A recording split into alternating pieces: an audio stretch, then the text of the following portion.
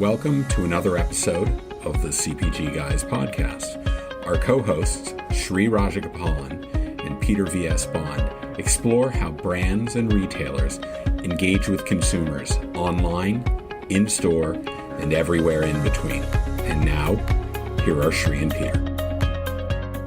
Hello, everyone, and welcome to another episode of the CPG Guys podcast. I am one of the aforementioned CPG guys. My name is Peter V.S. Bond. I'm also the Vice President of Retail Strategy at Power Reviews, a ratings and reviews software company. And as always, I am joined by my co-host. He is an e-commerce luminary. He is an entrepreneur. He's in the midst of launching his brand new natural supplement brand, Zen Fuel. We'll hear more about that, I'm sure. Please join me in welcoming Sri. Sri, how you doing today? Awesome. Thank you, Peter. He was on a quest to totally humble me. But it's been a pleasure doing this show with you, and I can't believe we've crossed 30 episodes, and we're doing something called the Profit Series. Yeah, I want to remind all of our guests, a couple things are going on. One, we're in the middle of two activities. One is our Breast Cancer Awareness Month support. We have 8 women leaders. One of them we're talking to today. And for each of the first 250 downloads of their episodes, Sri and I are going to donate $1 each to the Susan G. Komen Foundation. So please tell your friends to download these episodes. We want to empty our pockets and max out our donations. You bet. Additionally, we are releasing this week another episode of our Profit series. It's a 5-part series about e-commerce profitability. We've done a P&L pro forma. We're looking at supply chain. We're looking at a whole bunch of things. Please make sure you download those. They arrive on a Friday. And all of our content, you can certainly reach at any time by simply visiting cpgguys.com.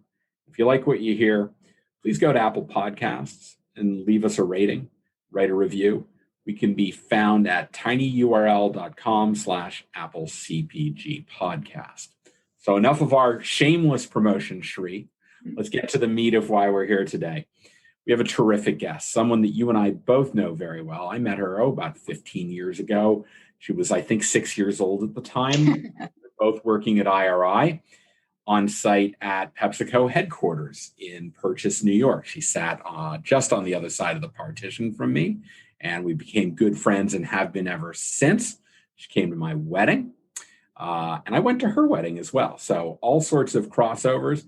She and my wife are good friends. I love her husband, Ted, and can't wait to meet so many more of her kids as soon as this silly pandemic thing gets over. In any event, please join me in welcoming the head of e-commerce analytics for J&J North America, Cristina Marinucci. Cristina, how are you today?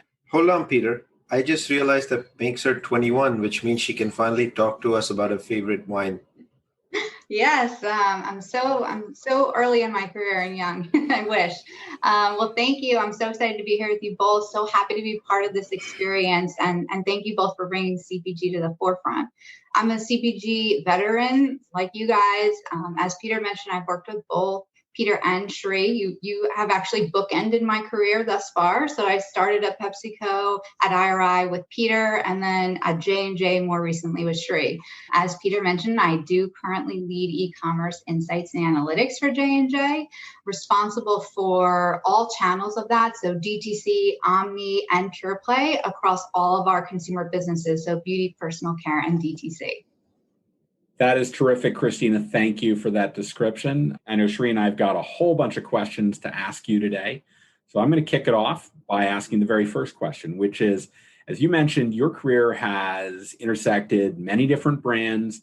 You've been on the analytic company side. You've been on the brand side.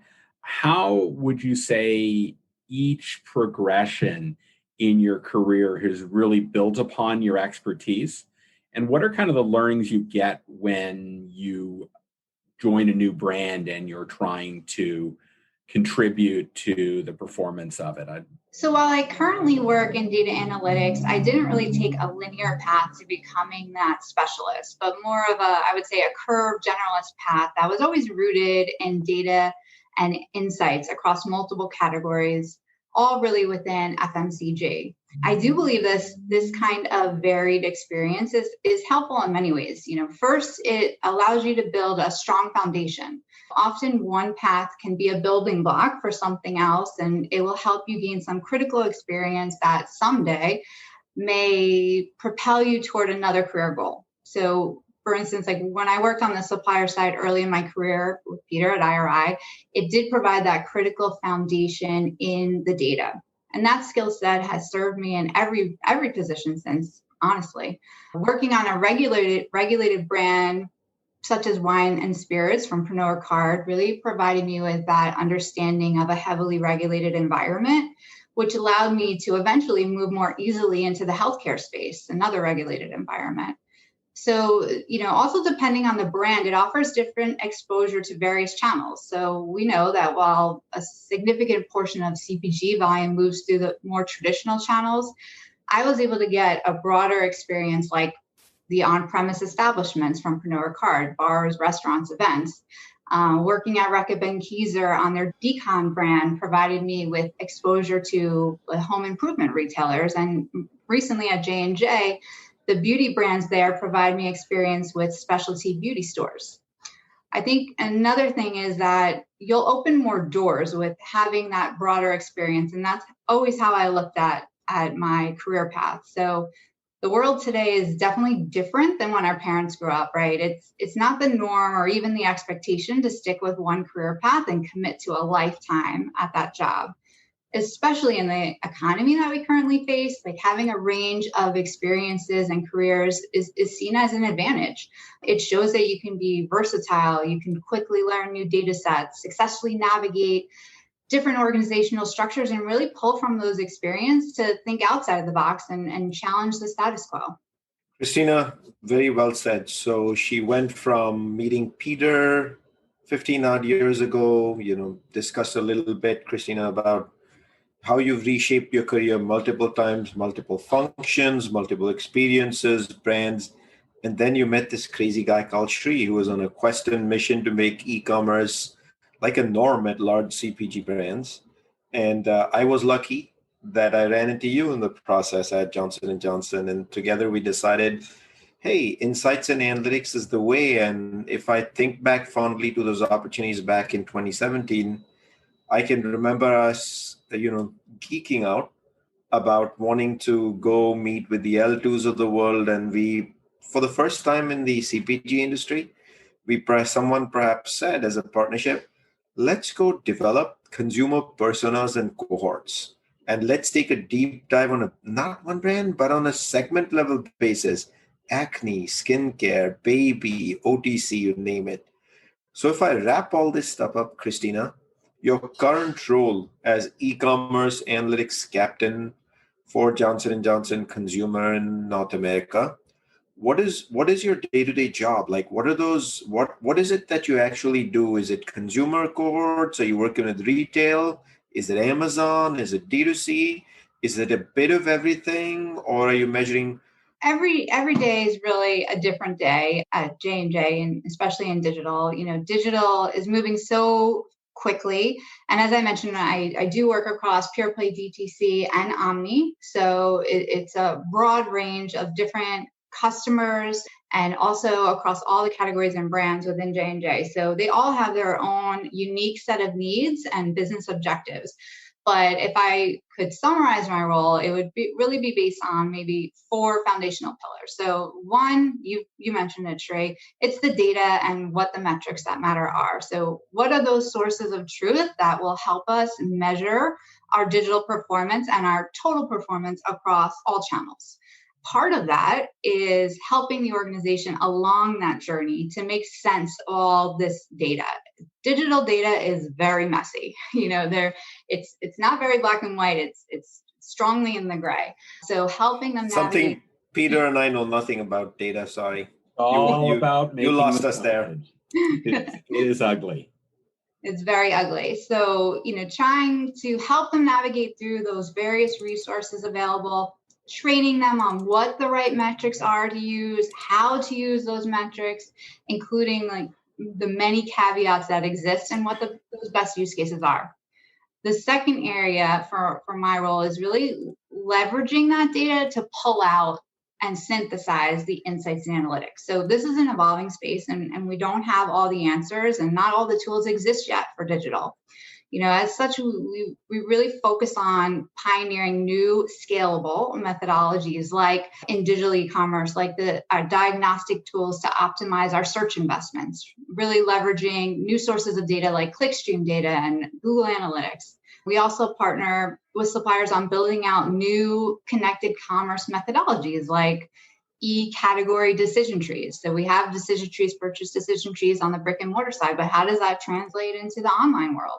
And then we want to work with our customer teams and brands to ultimately drive to activation, right? We don't want to just bring new data sets and build these shiny new tools and methodologies for nothing. We want to leverage them to drive business results. So, that involves working with the individual brands and customer teams to activate category leadership at their customers. For example, we partner with our agencies to build integrated approach to managing search spend holistically across both on-site search and external search, and working with our advanced analytics team to improve our digital investments, not just within search, but across the board. Also partnering with our customer teams to drive that e-category leadership framework to help their buyers manage the business in totality, really between in-store and online, as that's a recent change we've seen where the buyers now are not only responsible for that one portion of the world in store, but now it's really more of a holistic business management strategy. So how do we help them become, category experts and leaders, not just in brick and mortar, but online? And then the last part is just keeping a pulse on trends. Things are changing so quickly. So I really try to tap into my network and stay as connected as possible, watching your podcast, for example.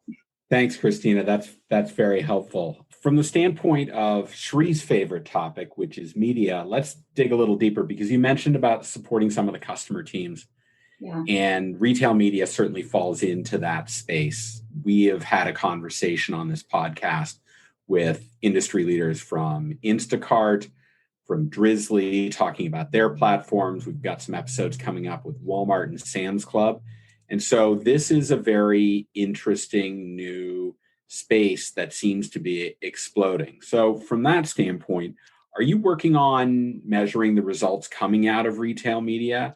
And what role does this play in the overall success for a brand in their e-commerce journey? Are the brand managers really paying attention to what's going on retail media? And how do you go about evaluating ROI? And are you finding, I don't want you to name names, but are you finding that some are doing a really good job and some could probably use a little bit of improvement in what they're delivering from a measurement standpoint? This is an area of the business that we've definitely doubled down on. And, kudos to my advanced analytics team. We work really closely in parallel with them, and they're really doing a great job to be leaders in the space. So yes, we do evaluate retail media results. We evaluate ROI in a few ways through our mixed model. So you have your traditional sales model, which measure performance in brick and mortar as well as online sales for our retailers and retailer platforms. So think like Amazon, Walmart, Targets of the world, Rondell and Velasas,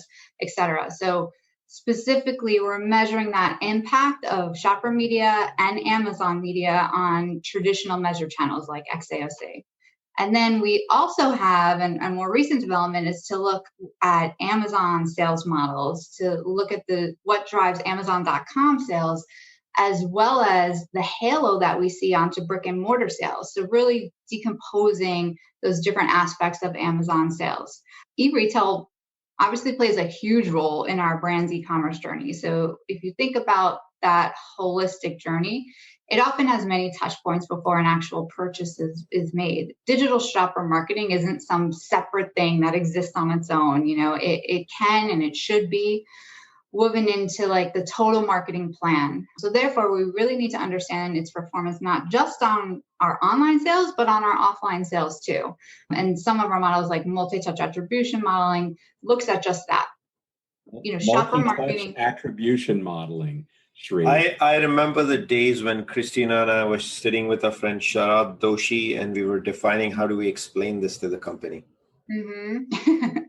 And that's the hard part. And I think we've really gotten to a place where the company now is hungry for those types of insights, and it's embedded in terms of our measurement tools. When we put test and learns and optimizations in place, we always, close the loop and tie back to those specific models and ways that we're going to measure the success of that. But, shopper marketing is all about that connection with shoppers and influencing along the path to purchase. And obviously, I don't need to tell you guys, traditional frameworks of that path to purchase model are obsolete, right? There's no more linear purchase funnels where shoppers go from awareness to consideration to purchase. That reality is the shopper is on multiple points on the path to purchase simultaneously. So due to that, we really need to understand the influence of these multiple touch points on the ultimate purchase. Yeah. Hey, Cristina, before I hand it to Sri for the next question, I just want to double click down on something. I know that J&J engages, you mentioned Amazon engages Amazon both from a 1P and a 3P perspective. Can you give us a little bit of an understanding of how you look at that either holistically or individually and judge them differently? We measure our total sales within Amazon. So 1P plus 3P, right? Because to the consumer, it doesn't matter. That said, we want to ensure that our brand image is consistent. So we have authorized third-party partnerships that we focus on for our third-party business. And we also don't want first party and third party to be competing against ourselves, really. So it's important to have a 1P versus 3P strategy where we look at the total assortment and which would be better served within 1P versus 3P. So that's one way to kind of split it up. The pricing strategies are different, et cetera. So for us, we do look at the totality of the business. And I remember, Sri, when we were working on scorecarding this, there was often a tendency to lean towards just looking at 1P, right? Because that's where we're controlling our shipments to. But ultimately, at the end consumer, they're buying our product somewhere. That's revenue coming into the company, and we have to capture the whole picture. So, Cristina, if I think back to the time again, when we were discussing, should we count 3P sales or not? What comes back to mind is who's going to get credit, and we'll double count it. It's good to hear that a lot of these things have become part of the DNA at this moment in time, which is awesome. Obviously, e-commerce is very important. It's good to see large brands getting into that ecosphere of, getting into the weeds of solving what I would call our third level problems in e-commerce when most of the industry is still dealing with the first level. Which prompts me to ask the next question. When someone gets into the e-commerce world from a branding perspective, the first question they look at is profitability, and then they jump into what am I going to do a year from now? Is this worth it in the long run? What's it going to do to my customer P&L, my brand P&L? And the focus tends to be much more long-term in nature. But if I think back to what we did at J&J, we were very short-term focused as well. We had the good balance, as in every Monday, we were part of the sales calls on how we'd call the month, etc., which built the discipline of not forgetting the short term while focusing on the long term, and vice versa. I'd love to know, Cristina, what's going on these days. How do you switch between short term and long term? What are you focused on long term versus short term? And how does the consumer fit front, right, square, and center of this at the end of the day? Because the consumer is what matters between short term and long term. And how are you personally balancing those priorities for the brands? While most models focus on short-term ROI, it's important to also measure the impact on long-term. When you're only measuring the results from specific marketing campaigns, you're only looking at performance for that duration of time, that duration that the campaign might be running. But even when a campaign ends, you still should be attracting and converting consumers. So failing to look at that long-term ROI means you could be ignoring or forgetting about customers who could potentially turn into repeat buyers and consequently have a significant lifetime value, right? So you need to think about that lifetime value. Lifetime value, Peter. A person from a brand has put it on the table for us, and it's a first. Never heard of this before, Sri. This is an alien concept. Well, short-term ROI models are definitely more straightforward in analyzing those near-term results, but Long-term ROI can definitely get more messy and focuses, I believe, in measuring more outcomes of those investments. So you need to understand not just the single purchase outcome, but how long a customer is sticking around, what their total purchase behavior is. And as such, you want to invest in both short-term and long-term outcomes, like the relationships you're building with your consumers. So long-term ROI, the way we look at it is a couple of ways. One, it could be just the overall health and equity of the brand. That's typically how a brand would measure part of that. But it also can be measured through our models by estimating the short-term impact by using multipliers over a multiple year horizon. This is generally measured more at the media vehicle level rather than down to the campaign level. I'm sure that as you do your analytics, you're probably doing something a lot more sophisticated than using Google Sheets or Microsoft Excel. How do you go about selecting the analytic tools to get you the answers you're looking for? And I'd really love to know how you partner with commercial organizations as well in terms of delivering that analysis. Yeah, that partnership is critical to our success, right? It kind of goes back to that saying, if you build it, they will come. But actually with analytic tools, that's not always the case. You really need to build it together with the commercial organization and bring them along that journey. So first, we need to understand what those business needs are and evaluate the tools we currently have to identify if any gaps exist. So I'll give you an example. A few years back, as digital was really starting to accelerate for our businesses, we were operating on a lot of assumptions as far as our business results and more importantly, what the drivers of those results were. We knew, similar to brick and mortar, that we needed to understand the basics, right? Overall sales and share versus the category and splits by channel and retailer, as well as the buyer behaviors, like we have those panel metrics for brick and mortar. We also needed to win with content and search, hands down. So a data source that was rising in popularity was clickstream data. I evaluated it and saw the many benefits it could bring to the organization. Just to name a few, it gives you that complete market visibility and allows you to benchmark versus your peers and leaders in the space. Yeah. You can benchmark your brand site performance and really optimize different acquisition strategies, optimize brand messaging, your search investments, and potentially look at new white space opportunities for your product innovation, et cetera, et cetera. So when we first launched the tool, the Clickstream tool, it was a SaaS platform, software as a service. So we were essentially pushing this out onto the organization. And that was not set up for successful adoption for many reasons. We had to quickly pivot and collaborate with the commercial organization, to your point, to embed this tool in our current processes, along with our agencies that were managing those digital investments, and work together to build out those use cases and corresponding measurement to really drive the pull from the organization versus us pushing it down their throats.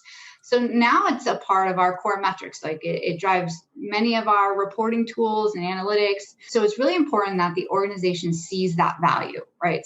Sometimes to get there, though, you have to start with a smaller pilot, try to find those proof points, a smaller use case, maybe just focusing on the power users to get those proof points, and then use that to get the broader audience or organization excited about it and on board. Cristina has brought back so many memories of how we set up D2C for Neutrogena, how we had the first conversations on, you talked about multi-touch attribution, then you went into white space, setting up consumer cohorts. I feel like we've covered the spectrum of e-commerce analytics here. And then you talked about Amazon. And so Amazon, there's a difference between 1P, there's a difference between 3P. Like you said, the consumer doesn't care. The other thing the consumer doesn't care is also if they're buying it from D2C. At the end of the day, they want the product. They want the SKU, the ASIN, call it what you may, the brand, depending on the lens one wears. When you're thinking of analytics for Amazon, are you in a different mindset when you think 3P and 1P? Are you in a whole radical different ecosystem when you think D2C? What comes first to mind from an analytics standpoint? We know, to really calculate and take advantage of the lifetime value and do the right thing for the consumer, you have to be in the D2C business. You have to be a retailer, and aka the D2C business or B2B business. So how do you deal with these completely varying degrees of what's important in each of these micro channels within e-commerce? Because when most commercial leaders think of e-commerce, they use that word, which really gets under my skin, I'm sorry, and it's another channel of business. No, it's not.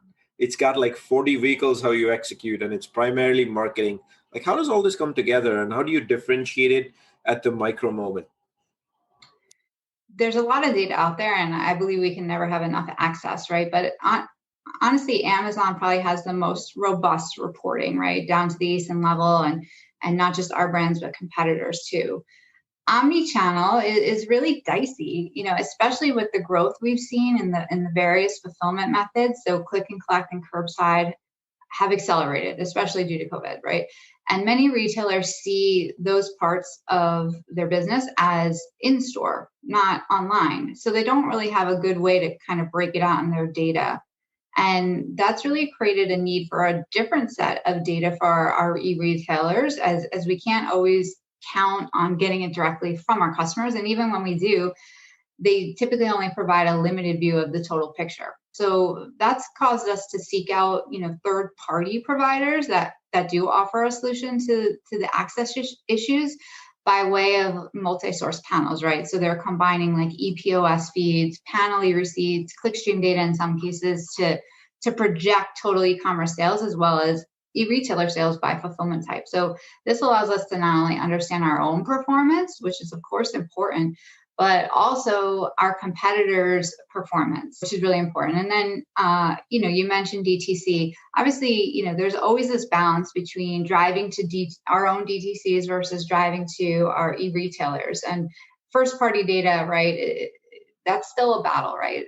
What's the right balance there, especially when we know how most product searches are starting on e-retailer site. In fact, over 6 in 10 are starting on Amazon specifically. So it's really important that while not all of our sites have our DTC enabled, so what's the right trade-off there between driving to a conversion or driving them through a clunky experience where they have to click multiple times and ultimately can't buy the product anyway. So when I think about those types of trade-offs, we really want to think about what the keyword strategy is, what the acquisition strategy is, and draw those lines in the sands between maybe, more upper funnel educational how-to routine type of questions that we can provide that content and be a source of information versus very lower funnel searches on specific brands, specific sizes, ingredients, et cetera, that may be driving more towards a purchase and kind of delineate that way. But you're right, CRM offers and our DTC sites offer a lot of value in terms of understanding who that consumer is and how they're shopping. So, Peter, I'm going to jump a question here and turn it right back to you because I think this lends itself pretty well to, you use the word click. So obviously in e-commerce, click-through rates matter and the number of times he or she clicked are very important, but there's no in-store equivalent of how many times they picked up and looked at the product and put it back on the shelf because you simply can't measure it unless you're using amazing smart technology, which in a store costs hundreds and thousands and millions of dollars of capital that only the Amazon Go store has. So virtually no one else has it, and it's down to maybe like 3 stores in the nation. So which leads me to believe e-commerce metrics based on everything you just described and the in-store metrics, while you can have tons of analogies, they don't have much in common. And that's largely driven by the causals or what drives a sale on e-commerce versus what drives a sale in store. So if I were to ask you, Cristina, what metrics are important for e-commerce measuring success? What would be like 5 things, or what are the top few metrics you would point out for our listeners are the most important things to measure other than obviously net trade sales? So, we're getting more and more of those metrics every day. And I do believe it boils down to the what and the why, right? The what is the overall performance, like you said, your top line revenue, your sales, your share. And ideally, you'd also like to understand that sales funnel. So, starting with visits or views of our PDPs and then adding to cart, purchase, and ultimately repurchase. That way you can really understand like where you need to focus at a macro level. So if you're seeing the fall off at the top of the funnel or versus our competitors, we're not getting as much of those visits or views. it's more focusing on awareness, on search, getting them to view our product, versus if we're losing on, the conversion part, they're adding to cart, but maybe they're not purchasing. Are we losing on price, or is it a loyalty play that they're not coming back into the franchise? We like to talk about the 4 Ps of traditional marketing. And I know you said it's a different metrics for in-store versus online, but as much as possible, we've tried to translate those 4 Ps because everyone's so comfortable with that language. And every one of those 4 Ps has a similar dynamic online, plus 2 extra Ps. So we can talk a little bit about that. So you have product, right? Which online is your online assortment and your availability of those products. You have placement, which ultimately comes down to search. How do you rank in search? Taxonomy, digital shelf, all those things. Price, which online, it looks a little different, right? Because price is a factor of shipping costs. You have your MFP guidelines, you have subscriptions online that all affect what the ultimate price the consumer is paying. And then you have promotions, which you have online promos just the same as in store. You have VPCs, etc. So the 2 extra, though, that we add are purchase fulfillment. So it ultimately, there's a lot of choices, right? In a store, you're picking it up, putting your card and checking out, but online, you could ship to home, you could do click and collect, curbside pickup. There's different options there, and often the way your products show up on those different options looks different than just the online like ship to home site. And then the last one is persuasion, right? So ratings and reviews, advocacy, and enhanced content.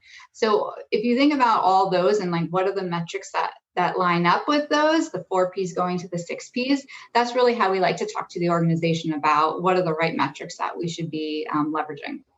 Cristina, I may know a guy who knows something about ratings and reviews. I'm not going to mention the name, but I know somebody in case you're interested. Yeah. But before I forget, I want to remind our audience of something interesting. A good friend of the podcast, Adam Rose, put together a glossary of e-commerce terminology, and we've placed a link to that glossary on cpgguys.com. So if you go there and you hear us throwing around terms like D2C and 1P and 3P and ROAS, you're going to find it all on this. It's a really great document. It'll be built upon, but Adam put it together, so you should check it out. It seems to me that while you're measuring a lot, you're not just about performance measurement. In fact, you're trying to probably figure out, I know where you come from. You came from IRI, came from not only a point of sale data, but a consumer behavior standpoint. So how are you thinking about creating things like cohorts or defining consumer personas and integrating that into how the commercial team thinks about building its business? Yeah, that's the goal and what we're trying to drive towards. So, first, we want to start by just brainstorming and planning out our buyer personas logically, right? Like very simply looking at our products and who's buying them, right? Trying to understand what that motivation is behind the buy. Does that look different online versus offline? Online could be skewing younger and potentially to a higher income, et cetera. So we do need to understand those differences. And sometimes our traditional like targets that we have in mind or segmentations need to be tweaked as we think about the online consumer versus offline. Next we can dig into that internal data to get more insight. So, we talked about having our own DTCs and the data sets we get from those. So there's a lot of rich data and insights that we collect from our own CRM and other internal analytics. So we can look at, understanding like which social platform is driving the highest traffic to our website and really identify like where our customers are spending a lot of their time. You can understand things like age, gender, occupation, income, buying interest, and pain points as well.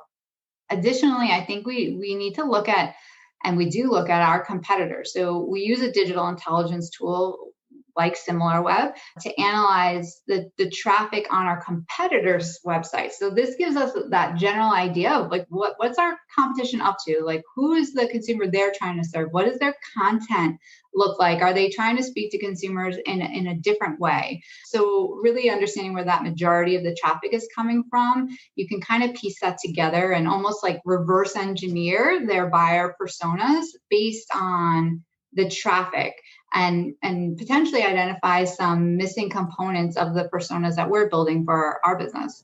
And, it goes without saying, another important part is really talking to your customers and using surveys to uncover those insights. Think about what a day in a life looks like for them.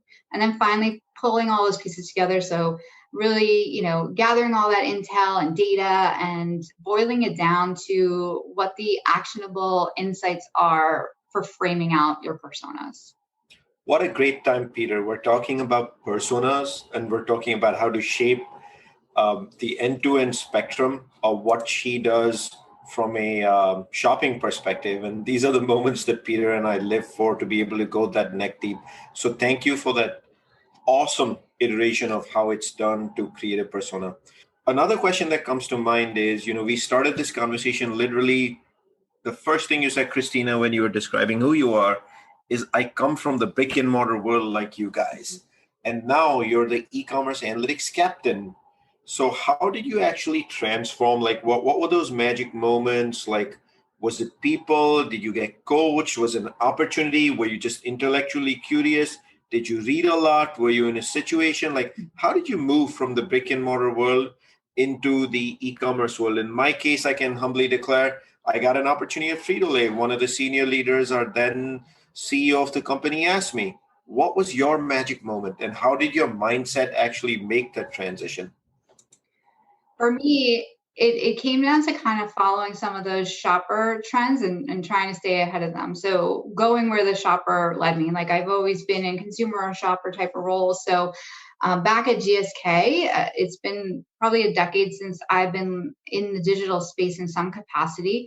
I started to see the migration from the focus of our own brand sites to, our retail sites, Amazon and our customer sites. And I kind of raised my hand to look at that user experience and try to optimize it. And we also had kind of put a line in the sand that we were going to grow our digital presence, X% by, in the next couple of years, but we didn't have any of the data or insights to get us there. So again, I kind of said, hey, I really think we need to start focusing on digital insights in this space, and kind of led the path in terms of developing a lot of those foundational insights. I do think you make the opportunities for yourself a lot of time, but it's also important to have those advocates, right? And understanding, we talked about this before, but, even taking opportunity within the organization to think about e-category management differently, right? So, we have the traditional category management, those 4 Ps, and then going to the 6 Ps, you want to think about what you know to be true in brick and mortar world and then translate it for them. So raising your hand to say, hey, I think we need training on this. I think the organization needs our support and maybe like a leadership playbook to take back to their customers and help them understand that journey. I also think having a mentor that maybe works in this space can be really helpful. So while you may not be able to get that direct experience right away, you can start to kind of satisfy that curiosity, which can also lead you to new places. Offering to provide your perspective on a project that may be outside your purview to gain some initial exposure. Raising your hand for a stretch assignment, which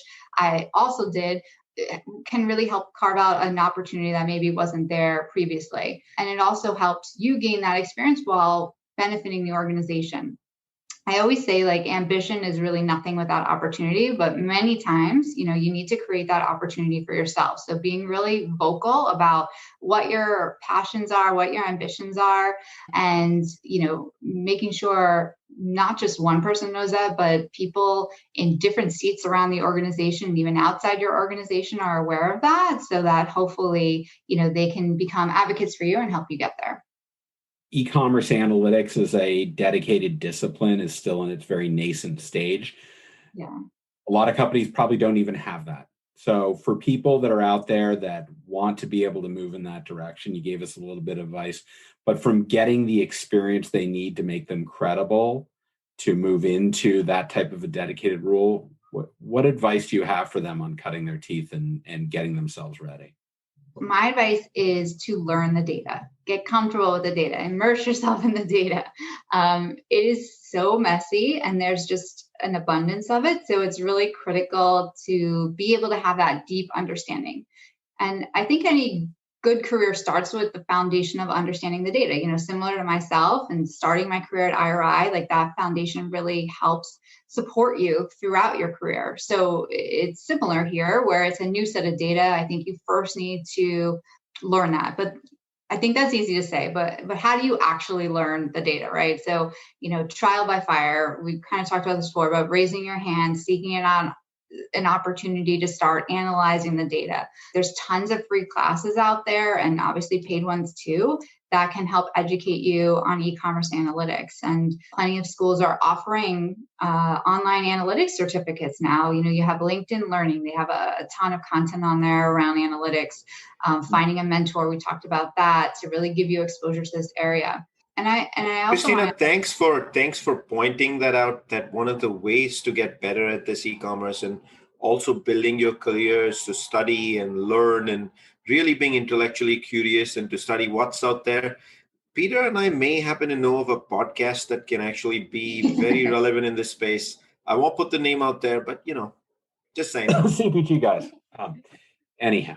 A great resource too. I was just going to add that, it is a growing area or discipline. And so there's, of course, going to be more and more competition, so I think it's also important to potentially carve out a niche for yourself. So, is your expertise specific to a certain industry, or is it being more of a specialist in terms of the approach, like perhaps going really deep on search analytics or on pricing analytics? So, whether or not you're a generalist or a specialist in this area, it's important that you continue to learn and evolve as e-commerce, continually evolves. And, especially given the current environment with COVID accelerating that shift to e-com, it's an area that will continue to grow. And I think it's something that's almost going to become table stakes, that you need to learn this data regardless if you're in an e-com specific role or not.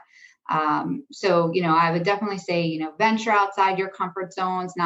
This is not everyone's bread and butter or what we grew up learning, but it's definitely something that is at the forefront now and we have to learn.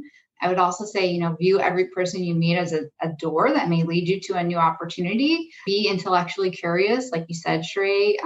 Ask them about what they do. What does their day look like? What kind of data sets they look like? Because that can spark ideas for you to potentially add to your own learning plan. And then also search for the value and feedback and really be open to it. If this is an area for you where you struggle, embrace it, and leverage your strengths, but ultimately follow your passions.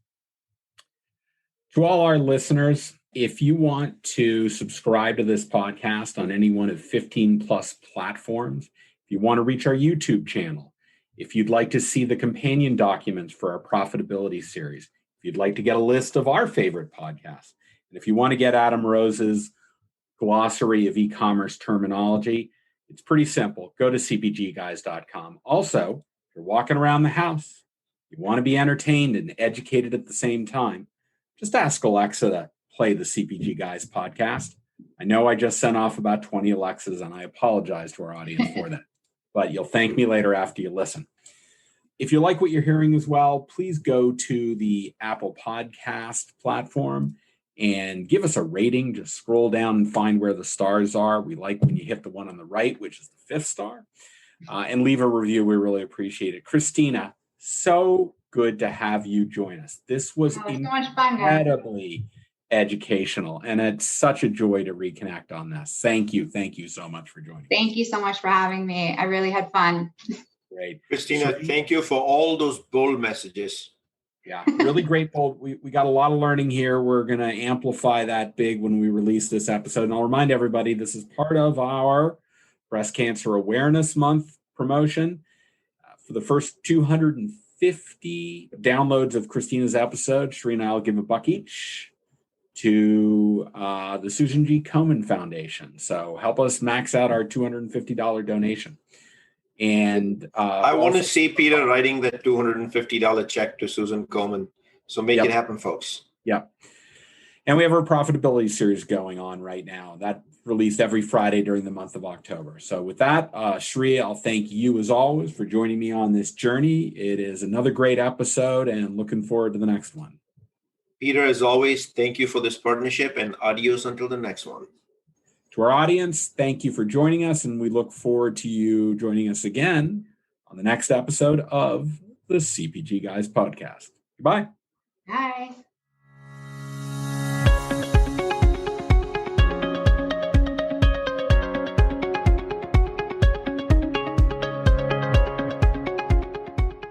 The content in this podcast episode is provided for general informational purposes only.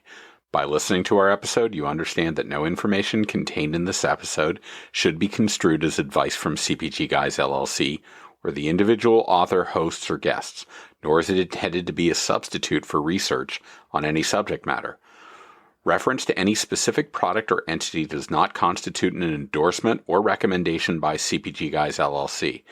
The views expressed by guests are their own, and their appearance on the program does not imply an endorsement of them or any entity they represent. The views expressed by CPG Guys LLC do not represent the views of their employers or the entity they represent. CPG Guys LLC expressly disclaims any and all liability or responsibility for any direct, indirect, incidental, special, consequential, or other damages arising out of any individual's use of, reference to, or inability to use this podcast or the information we present in this podcast.